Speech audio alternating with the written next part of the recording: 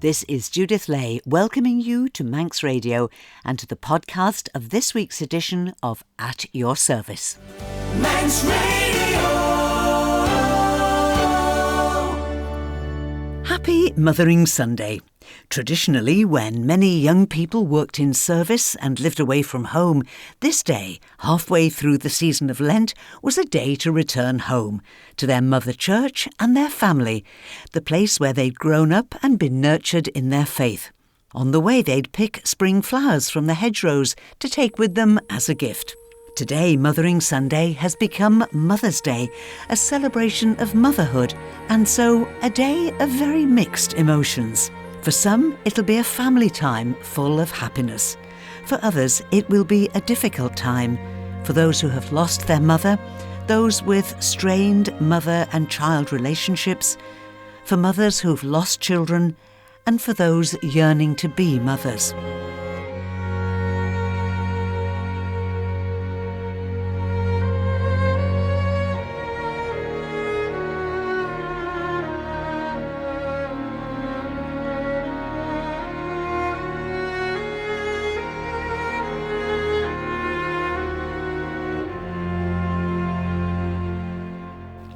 But these words, written over 900 years ago by St. Anselm, a monk and a philosopher who was Archbishop of Canterbury, remind us that in Jesus Christ we are given unconditional love, consolation, and an everlasting family.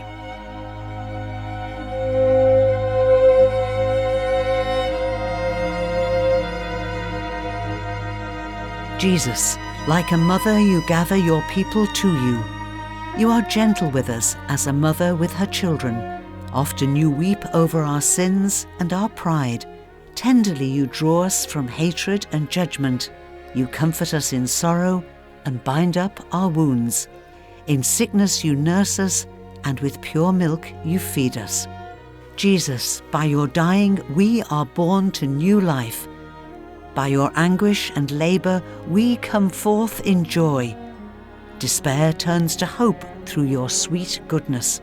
Through your gentleness we find comfort in fear.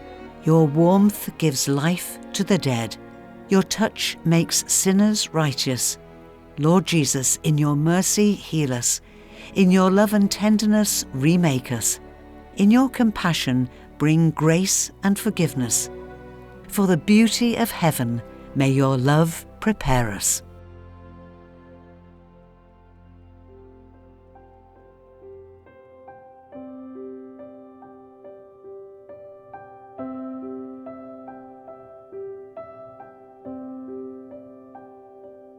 Come thou fount of every blessing, tune my heart to sing thy grace. Streams of mercy never ceasing, call for songs of loudest praise. Teach me some sonnet sung by flaming tongues above.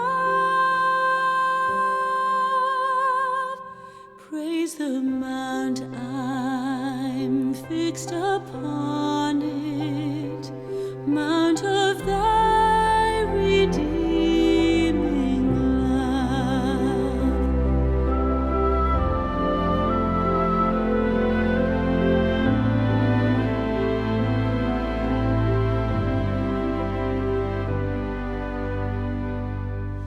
Here I raise my Ebenezer,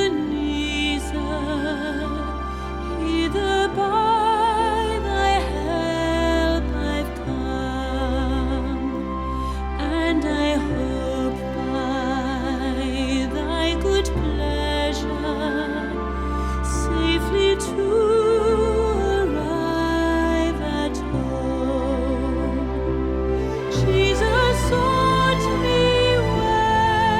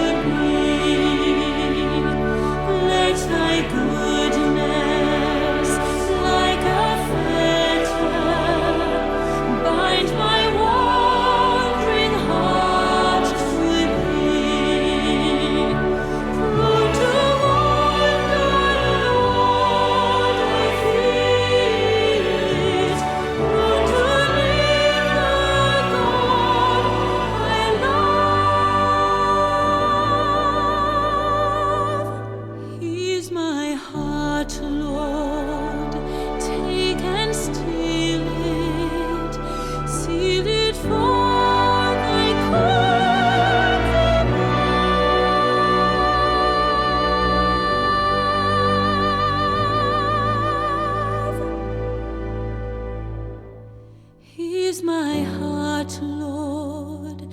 Take and seal it for thy courts above.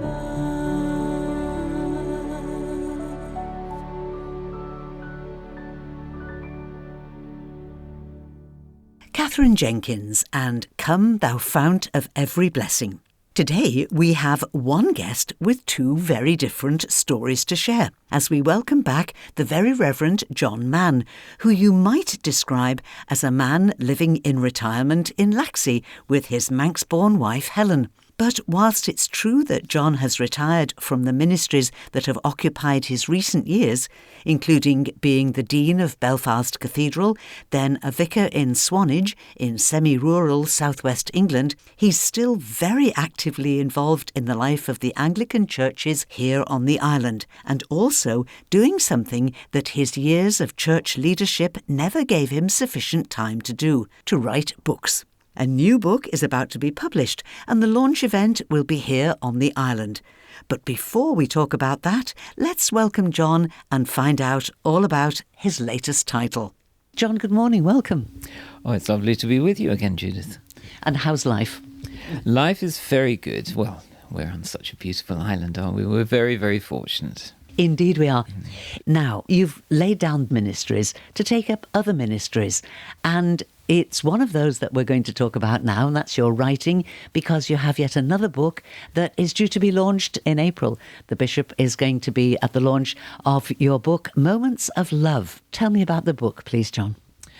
Well, the book is based on the Old Testament book, the Song of Songs, or the Song of Solomon, which is a relatively short book, just 8 chapters, and is quite an unusual book in many ways. It talks about love, the love for a woman for a man, man for a woman, and in quite an intimate way in many ways. And it's very beautiful, it's very poetic, and it's not the easiest book in the world to understand. And I've always been fascinated with it. Many people have been fascinated with this book over the centuries.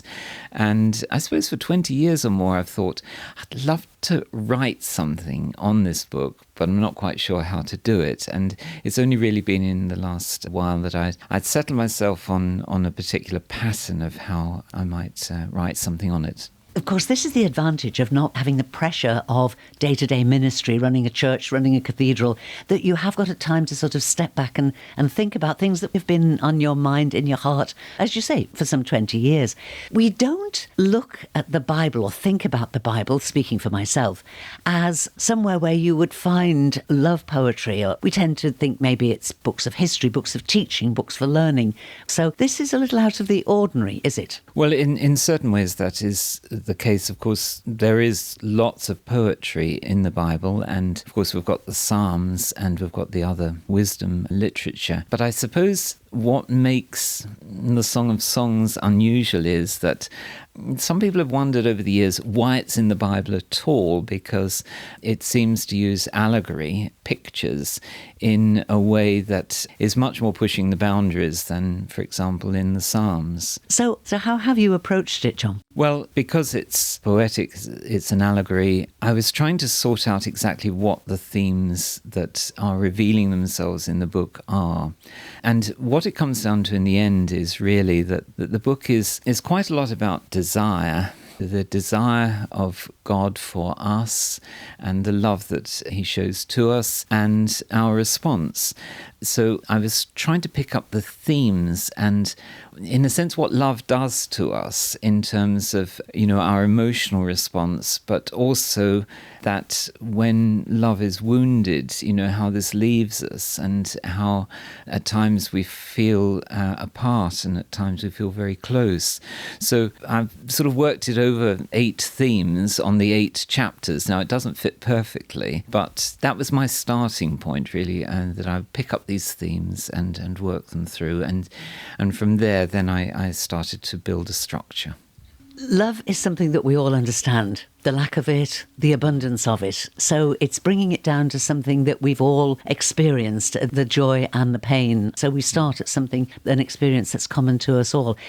So we've got 8 sections to this. Is this a book that you dip into, or a book that you go from page 1 to the final page? Oh, I think it's a book that's intended to be used very slowly. And I think that's partially how I wrote it as well, that these themes are very important to us. Everything around the whole area of love and its absence is something that, we all probably dwell on quite a lot.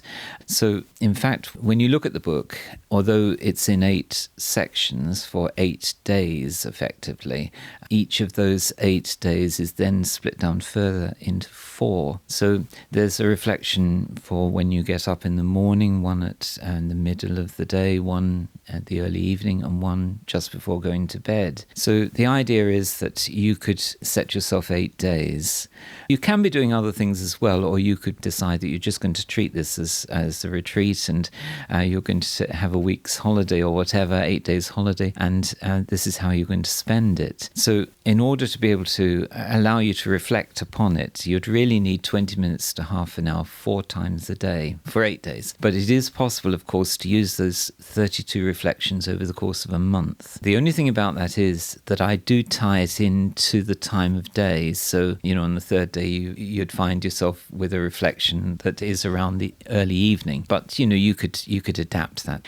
And I guess you could use the prayer at a different time each day. So the bedtime prayer fitted with bedtime on that day, the morning reflection fitted with morning time. As you say, you can be adaptable.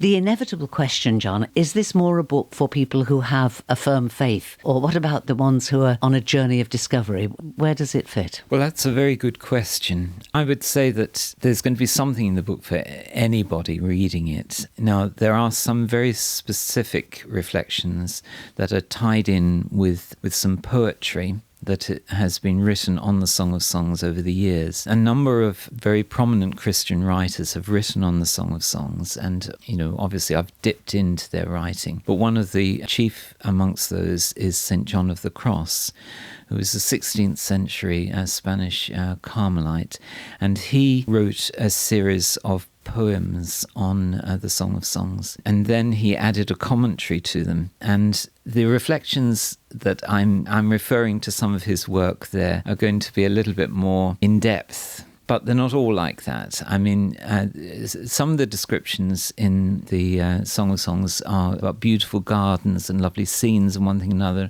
The book itself refers to quite a number of the plants of the Bible. I'm giving a little bit of information about some of the plants of the Bible, the beauty of them, the use of them, and this kind of thing. So I'd like to think there'd be something in the book for everyone. And also, the picture on the front cover, I should also maybe mention, because it's of a bride, and this picture is called The Shulamite Bride, and it's a painting by an American artist called Lisa Vanderplas, and she has given permission for this because she painted this from the Song of Songs. There's talk of the Shulamite Bride in chapter 6, and if you want to learn about the Shulamite Bride, then it's in the book, but she's allowing her painting to be used on the cover. And looking at the launch material, I'm looking at a picture of the cover of the book, and it is in fact very beautiful. And so the launch is going to be on the 9th of April. It's an evening event, and it's going to be at our retreat house in Peel, Tydervey on Tynwald Road, also known as Ballawattlewith House in Peel. Evening event starting at 7 o'clock. Is that open to everybody, John? Oh, indeed it is, yes. So, Moments of Love, published by Darton, Longman and Todd, available from the 9th of April onwards, and then available via Church's Bookshop here on the island, as your writing generally is. Very Reverend John Mann talking about his latest book, Moments of Love, which will be launched at a special event at our retreat house in Peel, Tydervey, also known as Ballawattlewith House on Tynwald Road in Peel. The launch by Bishop Tricia is on Wednesday, the 9th of April at 7 p.m, with a warm welcome for all. And after a report from Christian Aid's Louise Whiteleg, John will return with a completely different story. I have a voice, you have a voice, we have a voice, and when we sing together, a line is drawn and hope reborn. This is the song the song of kingdom come. I have a voice, you have a voice, we have a voice. When we sing together, a line is drawn and hope reborn. This is the song of kingdom come. We heard the cries of distant neighbors, the dispossessed, the refugee, and God's command to feed the hungry and set them free, and set them free. We heard the word. Those words, "We heard the cries of distant nations," seem particularly fitting as we are all still coming to terms with the dreadful news of the extent of the recent earthquake in Myanmar. Our local Christian Aid representative, Louise Whiteleg, sent me this report last night. She writes, "You will have heard about the devastating 7.7 magnitude earthquake in Myanmar and the call for international aid. Christian Aid is, of course, responding. The earthquake struck in densely populated central Myanmar. People are left homeless and in urgent need of clean drinking water, food and shelter. We know that well over 1,600 people have been killed and more than 3,000 injured. There are still many hundreds of people missing, so the death toll will almost certainly rise in the coming days." Louise goes on to say, "This is a country which is close to my heart, having visited there just 3 months after the border opened, following a 40-year ban on travel. These people," says Louise, "are kind, curious and friendly, though living through turbulent times." She goes on to say, "I know at first hand that the infrastructure is poor and buildings not constructed in a way to withstand an earthquake. Please include these people in your prayers and, if you're able, do support the appeal." Julie Megan is Christian Aid's head of Asia, Middle East and Europe, and she says, "Myanmar is one of the lowest income countries in the world. Even before this heartbreaking earthquake, we know conflict and displacement has left countless people in real need. Every prayer and every gift will bring hope to people hit by disaster." If you'd like to donate, Christian Aid has a special Myanmar disaster appeal on its website, or you could have a word with our local Christian Aid representative, Louise Whiteleg, and her number is 474275. 474275. You have a voice, we have a voice, and when we sing together, A line is drawn and hope reborn. This is the song of kingdom come. I have a voice, you have a voice, we have a voice. When we sing together, a line is drawn and hope reborn. This is the song of kingdom come. This is the song of kingdom come. And now it's back to my guest, the Very Reverend John Mann, but with a completely different story for us. We have on this programme talked on occasion about going on pilgrimage. How about encouraging people to come on a pilgrimage to the Isle of Man? This is just one of the destinations offered by McCabe Travel of Hampshire, who specialise in pilgrimages all around the world, including Portugal, Mexico, Vietnam, Poland, Austria, Rome and Assisi, and now the Isle of Man. It's from the 19th to the 24th of July and will be led by the Very Reverend John Mann, a pilgrimage that will not only explore the island's Celtic links and Christian heritage through our fine crosses, keels or ancient chapels and historic churches, but popular tourist attractions too. John, tell us a little bit more about this, please. Well, I've been leading pilgrimages for 30 years or so, and many times to the Holy Land and other places. And whenever I retired, McCabe Travel contacted me and said that they were thinking of doing some more UK-based pilgrimages, and it was sort of handy that I was on the Isle of Man. Would I consider leading a pilgrimage for them? And I said, certainly I'd love to. And they said, well, can we look at some itinerary? And of course, on the Isle of Man, we have so much Christian heritage, and not only from a historical point of view, but the living faith of people on the island as well. It is something that pilgrims like to be a part with, as it were. So we started to draw up an itinerary of places that it would be good to go to and people that it would be good to meet. And so it's 6 days, well, the 2 days travelling, so there are 4 full days of pilgrimage on the island, and we travel to, in a sense, I suppose, all the obvious places, and hopefully we'll get lovely weather. Yes, that's a point for prayer, isn't it? So this is 19th to the 24th of July. Is the itinerary totally yours?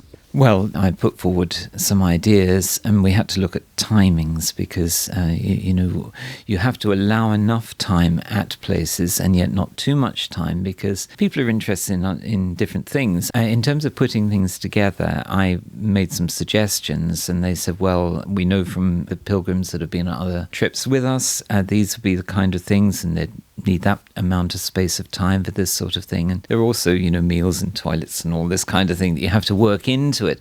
It isn't just a matter of, finding 2 or 3 places and just saying, we'll do that today. We felt right from the start that to ignore the other reasons why people come to the Isle of Man would be a mistake. So there is an opportunity, to go up Snowfell on the tram and have a ride on the steam train and see the Laxey wheel, for example. So yes, they are definitely built in to make it a complete visit for people, and hopefully it will bring people back. People will say, well, we didn't have nearly long enough on the railways, or we were never on a beach, and yet you've got beautiful beaches, or we didn't climb a hill. We need to come back. So hopefully hook people in for another visit. Great idea. And the pilgrims will be based in Douglas. So, of course, if people wanted to dip out of something that's planned for the day and do something else, or go to visit a relative or friend, then perfectly possible for them to do that, isn't it? Yes, that does happen on other pilgrimages. I mean, on occasions when I've taken groups to the Holy Land, for example, people meet somebody or they want to see a particular project and they arrange beforehand, I'm going to miss that day because I want to go to such and such, or want to visit people that I know. So that would be possible. This is an experiment, of course, and there'll be a lot of feedback, both from those that come and from myself. So if people would like to know more, should they contact McCabe Travel or should they contact you, John? What's the best thing for them to do? It would be better to contact McCabe Travel, and I think you'll find they'll be very helpful. We have 12 people booked at the moment, so I think the pilgrimage is already viable. I think they'd be hoping for 16 to 20, and I'm looking forward to it very much. And McCabe Travel are in Basingstoke. Their telephone number is 01252 226 133. Or if emailing is more convenient for you, it's info@mccabe, mccabe-travel.co.uk. That's local leader for McCabe Travel's pilgrimage to the Isle of Man in July, the Very Rev'd John Mann. You can download a brochure, see the full Isle of Man itinerary, and even make a booking via the McCabe pilgrimage website. The address is www.mccabe-travel.co.uk, and McCabe is all lowercase MCCABE. MCCABE. And now we finish with a look at our notice board. This is the season that the Church calls Lent, a time when we're encouraged to take a little time to reflect on our own beliefs and values in preparation for the great feast of Easter. Bishop Tricia has produced a series of weekly podcasts called Conversations with Jesus, which can be downloaded week by week via the Manx Radio website. There are 3 there now, and a new one is added every Monday morning. Go to manxradio.com and under the podcast tab on the home page, just search for At Your Service and you'll find the podcasts there. The Lent ones by Bishop Tricia are titled At Your Service, Conversations with Jesus. Supporting the Lent lunches around the island is another good way to mark the weeks of Lent, all raising money for good causes. Here's a quick reminder of the information that I have. Every Monday, there's Lent lunches in the parish hall of St George and All Saints in Alexander Drive here in Douglas, served between noon and 1:30. Also on Monday the 31st, there's another Lent lunch in Andreas at Coolney Chibber Hall, served from noon until 2 p.m. The Abbey Church in Ballasalla will be serving Lent lunches each Tuesday from noon. Every Wednesday there's Lent lunches in St Anthony's Pastoral Centre in Onken between noon and 2 p.m. Every Thursday it's the Cool Church Hall on Cool Road in Braddon, serving again between noon and 2 o'clock. And on Fridays it's St Thomas's Church here in Douglas, serving between noon and 1:30. The Parish of Rushen spring concerts continue this week in St Catherine's Church in Port Erin. The next one is this Thursday, the 3rd of April, and will be given by Rushen Silver Band. It starts at 7:30. Admission is free with a retiring collection and light refreshments served after the concert. Next Saturday is the first Saturday of the month of April, so it's time for Glenmay Chapel's Craft Market, open from 11 a.m. to 4 p.m. at Glenmay Chapel and Community Centre. Homemade produce and handicrafts, all by local artists. Free entry with homemade light lunches on sale. Just head for Glenmay and look out for the bunting and the banners. Also on Saturday the 5th, there's Memories from 2024 and a fishy business. A bistro-style evening at Dorby Schoolrooms with a Manx slideshow by Ian Young. Next Saturday evening at 7:30. The cost is £15, including a shepherd's pie supper and pudding and custard. To book, please ring Gilly on 844 031, stating if you need a vegetarian or celiac supper. All proceeds from the evening will benefit Dorby Church Restoration Fund and the two chosen charities for this year. And finally, looking ahead to next Sunday, the Mariners Choir will be in Port St Mary Methodist Church for a service at 6:30, at which Mrs Jean Guthrie will preach, and as usual, it'll be followed by supper and community hymn singing. And that's all that we have time for now, but I'll be back tonight at 9, waiting to open the door to our virtual lounge and welcome you in for a mix of all kinds of music, plus your requests and dedications. And I'd love you to join me if you can. And so, until whenever we meet again, this is Judith saying thank you for listening, and I wish you and those you love a safe, happy and peaceful week, and a very good morning.